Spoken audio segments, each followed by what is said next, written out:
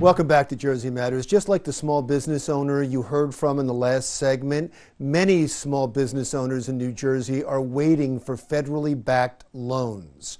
Our Kimberly Jade spoke with one such owner and another business owner who received a loan and is disappointed. Small businesses and restaurant owners have been criticizing the federal government regarding the Paycheck Protection Program loans. The funds for the PPP ran out last week, and we spoke to one restaurant owner who is extremely frustrated.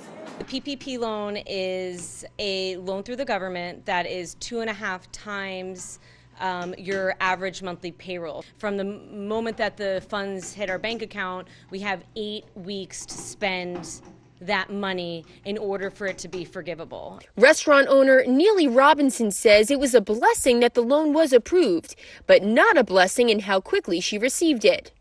Well, I would say the timeliness of all of this. I mean, today, this is week 3 of our loan. This is Wednesday this week was the first time we had any of our employees come back to work. So the clock's been ticking, right, for us to take advantage of this loan, and we're probably operating at maybe a third of what our typical revenue is. And it would have been nice to have a little bit more of a say in how we were going to use our money for our business model. Another business we spoke to is still waiting on their loan after nearly 2 months of applying for it. We put our applications in right away, so figure end of March all the way up till now, not a single dollar received. The hope is that Congress will continue to go to bat for restaurants and small businesses. They're asking Congress to start a restaurants stabilization fund, which will be used for the dip in revenue that all restaurants are about to be taking. They're also asking Congress for tax rebates. Early on, one of the flaws in the PPP loans were that restaurant giants like Ruth's Chris and Shake Shack, along with the Los Angeles Lakers, received millions of dollars. These companies didn't do anything wrong. They returned the money, but it did slow the process for companies like Heirloom Kitchen from getting their share. I agree that not all business models are the same, and I feel that, especially something that we're doing here, we're pretty small. The style of dining prior to the quarantine was very different. You got a company, Ruth Chris, all of a sudden these things come out, they get $20 million. Guys like us, small businesses, I haven't seen not even a red cent. So they are calling the PPP loans a government bailout, not a small business bailout.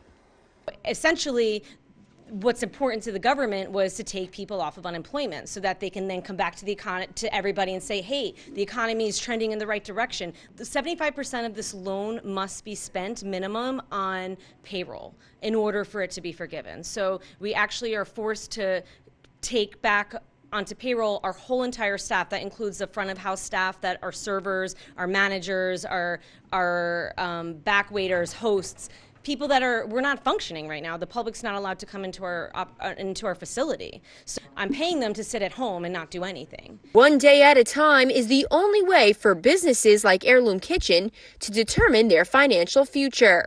Lots of question marks, and I would say that when we took the loan knowing that we were making the best decision for our business today, because that's all we know right now. Just last weekend, the Small Business Administration gave another glimpse into PPP activity, stating that over $175 billion was approved just 5 days into the program's second round of funding. Reporting in Old Bridge for Jersey Matters, I'm Kimberly Jade. All right, thanks a lot, Kimberly. Still to come on Jersey Matters. Whoever thought that breast augmentation material could help frontline workers battle the coronavirus?